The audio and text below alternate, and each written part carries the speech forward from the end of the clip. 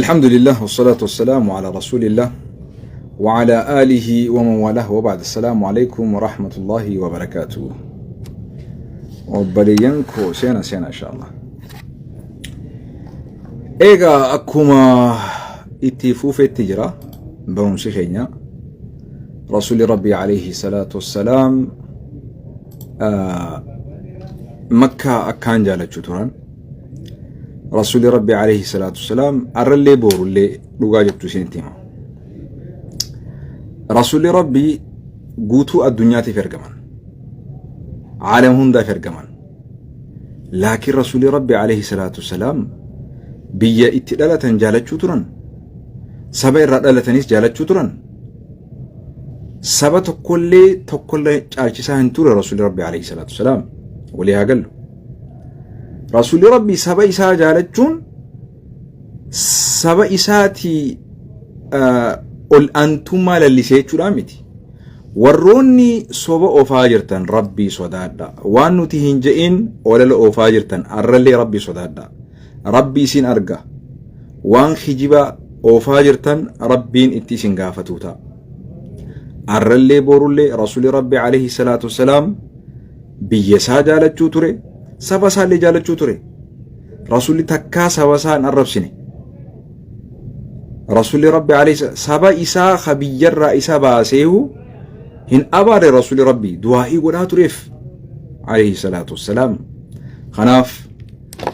وروتن ولل أوفاجرتن أرلي بورلي راندي بيا إسيني فينما سبونما أكا إسيني تيهي خاجرتن سري دامتي تان إسيني مورما أرلي بورلي sabboonummaa akka ittiin inni haajirtan akka waan ol aantummaa sabummaa lallisutti hiikaa jirtan kuni roongidha. Sabboonummaan nuti dubbachaa jirru ta irrattillee guddanne ta gartee amantii teenyaan wal simattu malee amantii teenyaan wal faalleessitu miti. Arrallee boorullee dhiifama naa godha. Yoo jibbiinsa qabaattan narraa meebii jibbiinsa qabaachuu maltan rakkoo biraa qabaachuu maltan garuu haqa diduun maaltu tufide amma si himaatiin jira sabboonummaa ta'ati naaf hiituun si fudhadhamu ta hayyoonni qo'annaa fi qorannaa dhugarratti aadaa seenaa ummata isaanii qoratanii godhanirratti ta isaan barreessanii fudhadhamu teetiin fudhadha amma fakkeenyaaf si arrallee deebi'eetiin siima kitaaba mijuu irratti sabboonaa jechuun nama saba ifii jaalatu jechuu gabaabatti ol aantummaa sabaa asirratti waan lallisee naayim namni saba ofii jaalachuu jechuun ol aantummaa sabaa lallisuu jechuudha no wrong arrallee boorullee olala hijiba oftan kana dhaaba fuula rabbii duratti illee gaafatamuuf teensan ani khaniin isinin mormaa jiru khaniin isin durallee dhaabachaa jiru arrallee boorullee haga rabbii na jiraachisutti olala isin foobiyaa ummata keenya keessatti jibbinsa isin saba ofii akkana ni jibbu godhaa jirtan kijiban jirre uumaa jirtan kana isin dura dhaabbachaa jira sabboonummaa isin guugulii fi ta siyaasaatii fi ta mixirqishuudhaan walitti laaqaa jirtan haashleela dachii fi samii hawaasni keenya dhugaadhaan ifaan bilisatti saba tokkollee ol aantummaa isaa lallisaan jiru ol aantummaa saboota tokkootillee hin fudhatu ol aantummaa saba isaatillee hin fudhatu kan hubadha nillee hin fudhannu jechuudha arrallee boorullee hiikaan isin sabboonumaaf kannaa jirtan hiikaa sirriitii miti kana isin mormaa jirra yaadaan ragaadhaan morma olala hijiban oofina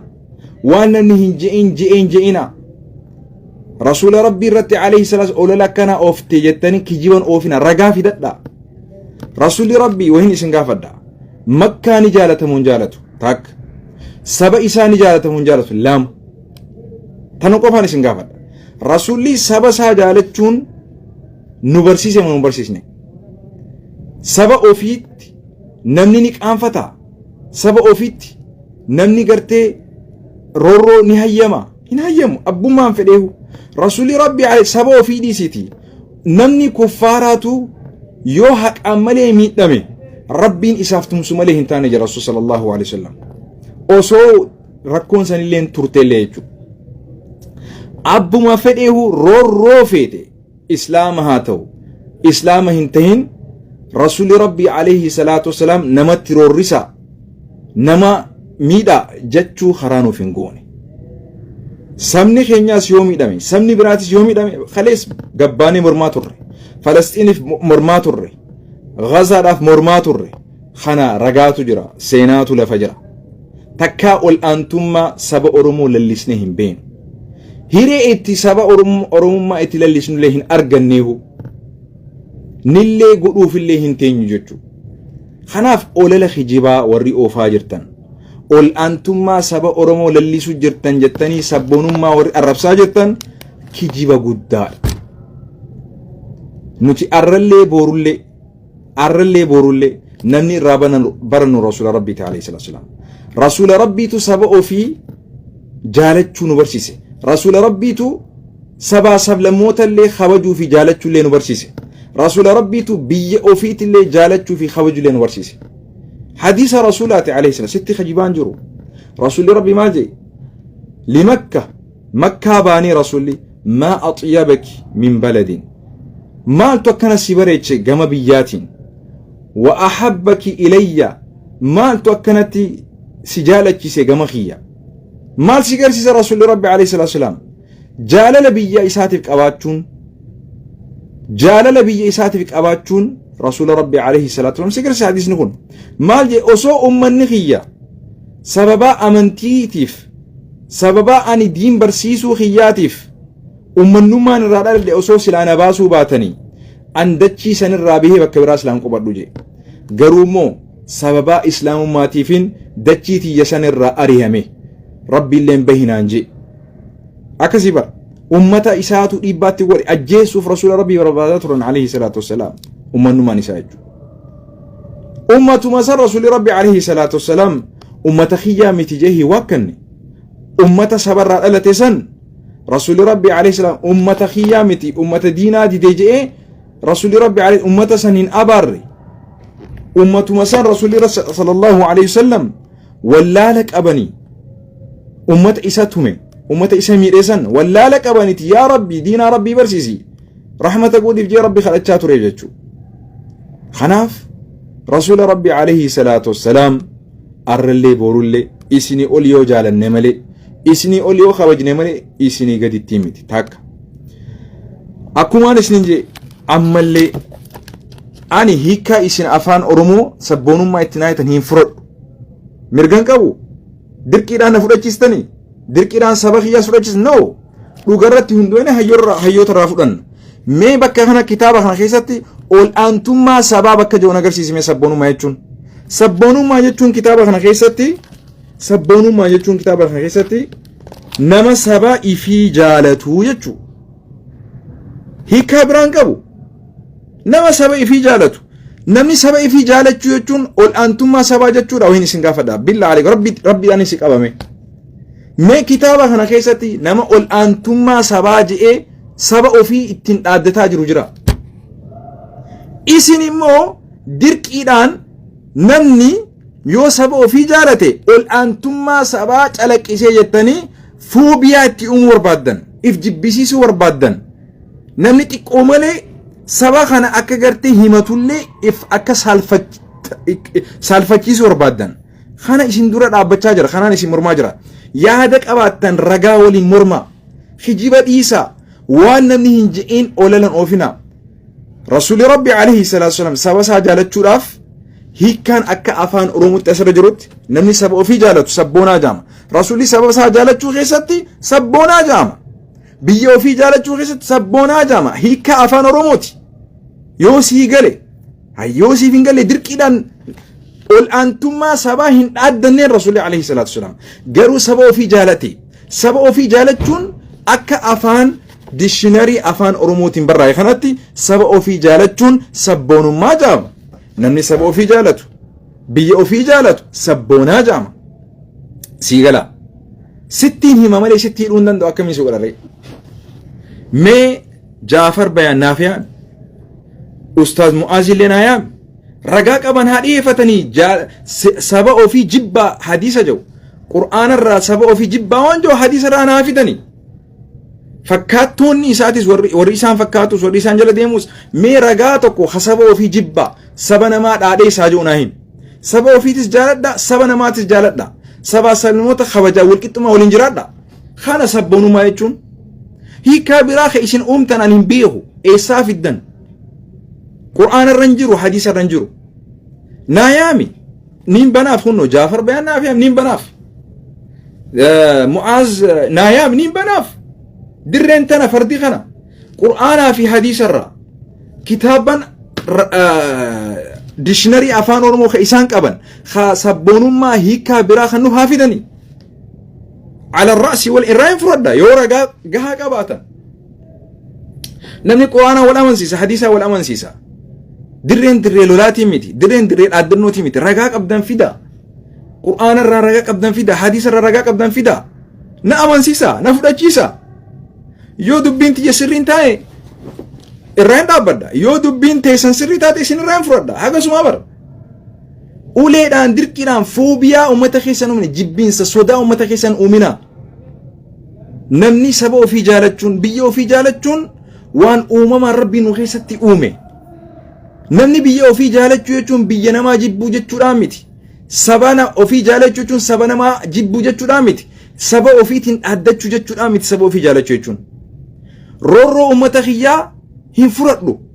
roorroo ummata biraatis hin fudhadhu walii galaami nuti biyya kana keessatti sabaa sabnamoota waliin jiraanna masjida kana keessatti sabaa sabnamoota adda addaatuun waliin salaata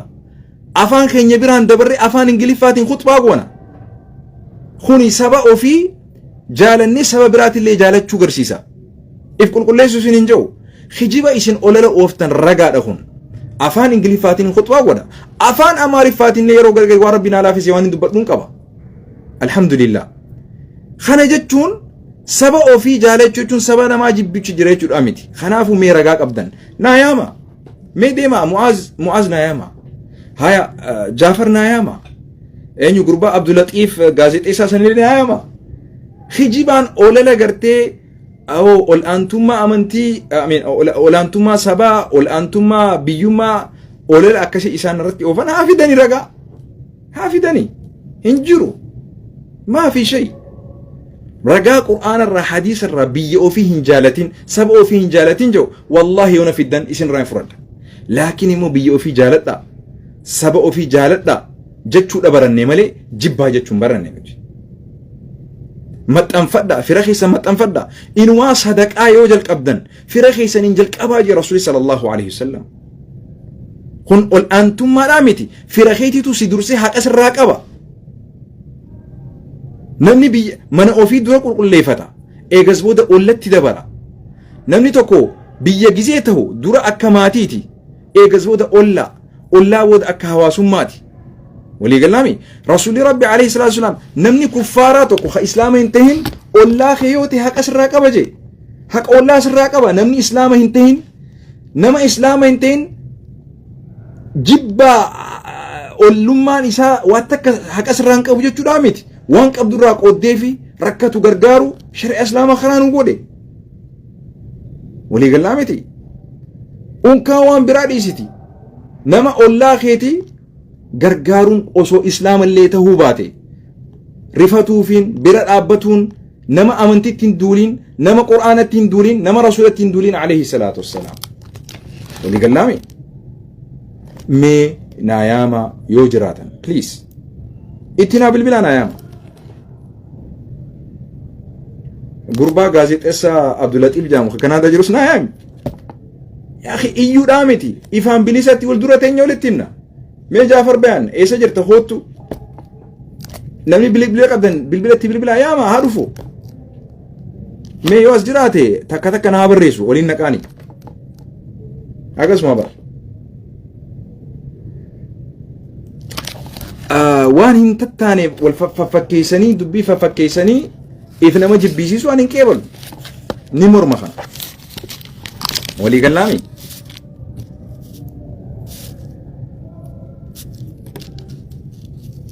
akka waan oromummaan haraam taatee fakkeessanii foobiyaa ummata keessatti sodaa uumu no no kanan qeebalon amantaa fakkeessanii saba ofiif hin jibbisiisina. Nuti saba namaa jibbaa jechaan jiru. Saba namaatis jaaladha, keessanillee jaaladha. Hiikaan sabboonummaa hagasii. Namni mirga qaba waan fedhe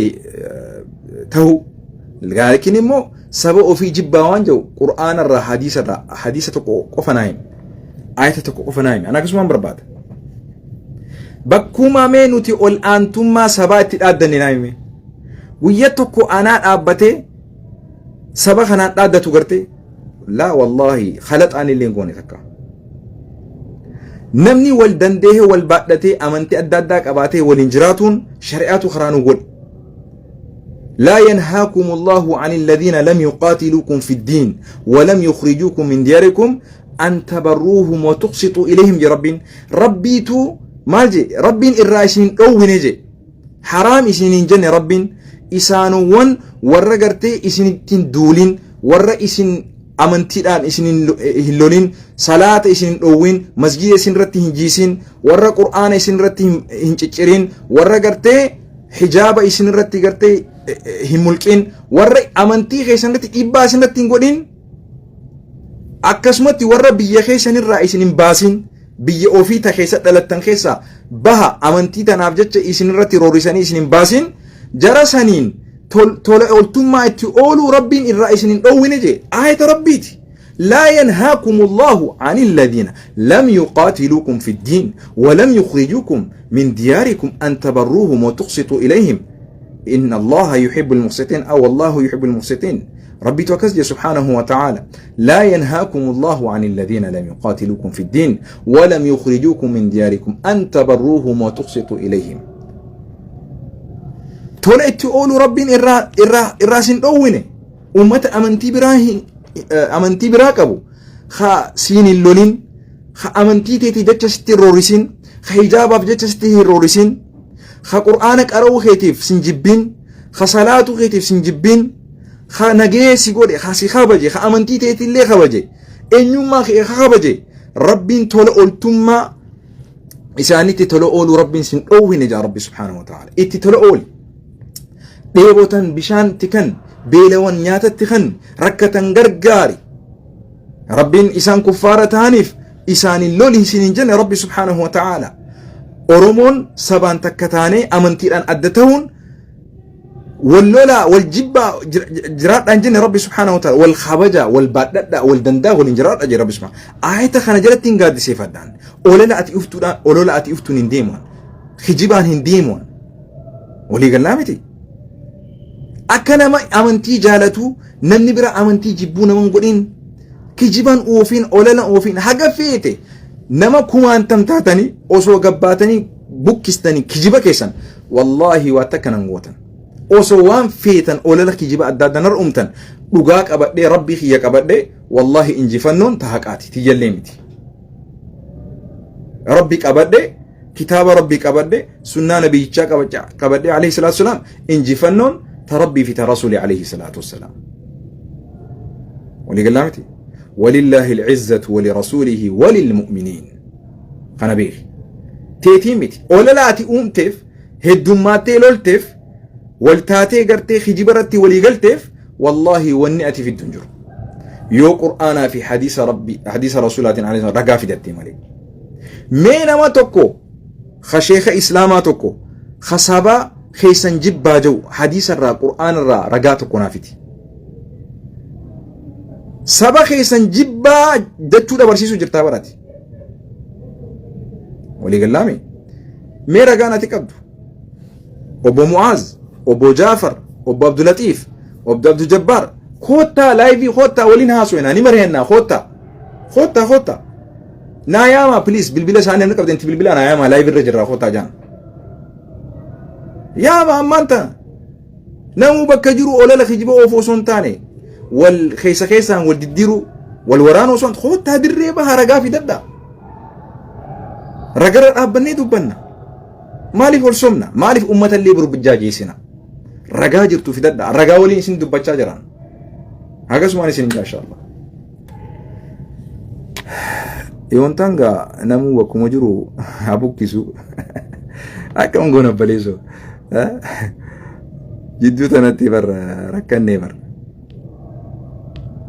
me khota baleso inshallah ni barena khota mi raga qabdan qur'an ra hadith ra qabdan fidadda wanu masaba o fi jibba jo fidadda me rasul rabbi anaf saba jalachu na barsise saba sabnamoota illee jaalachuu na barsiise rasuulli saba sabnamoota bira dabare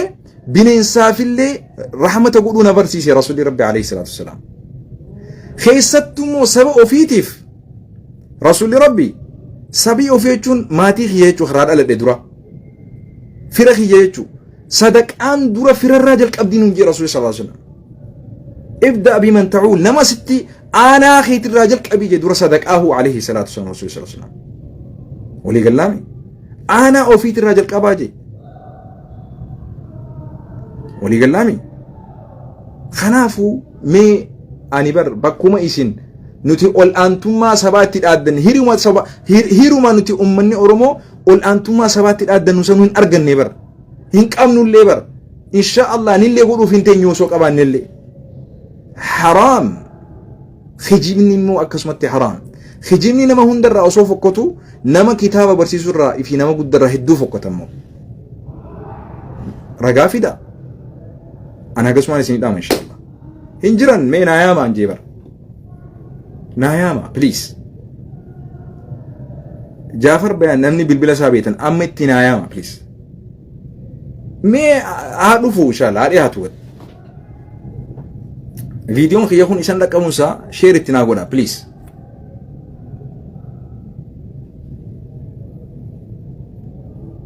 namni sirnaan adaban professionally mormii bareedaa goone jettan haa ol mareennu khotta naam so akkasi ga inshallah nageenya jiraadha jaalala biyya ofii rasuularraa balli alayhi salaatu wassalaam saba ofii jaalachuu rasuularraa balli alayhi salaatu wassalaam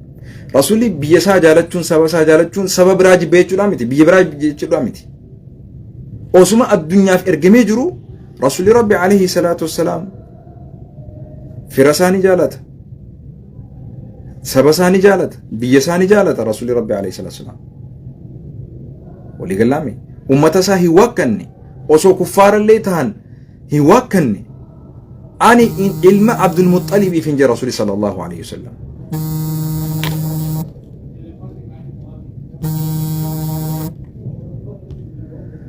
akkasi gaa nageenya jiraadha turtii gaarii maal goona gaa yoo jibbinsa kiyya qabaattan waan biraa qabaattan ololoofa garuu fuula rabbitti subhaanahu wa ta'ala ol gaafachuuf teenya dhugaan jirtu immoo akkumaan isin jee ani hiika sabboonummaa isin irraan fudhadhu beektoota irraa hin fudhadhu afaan oromotti walii gallaami qajeelfama moo rasuula irraa hin fudhadhu alayhi salaatu isin irraa himiti tana ragaan nageenya jiraadha turtii gaarii wassalaamu alaykum wa rahmatullahi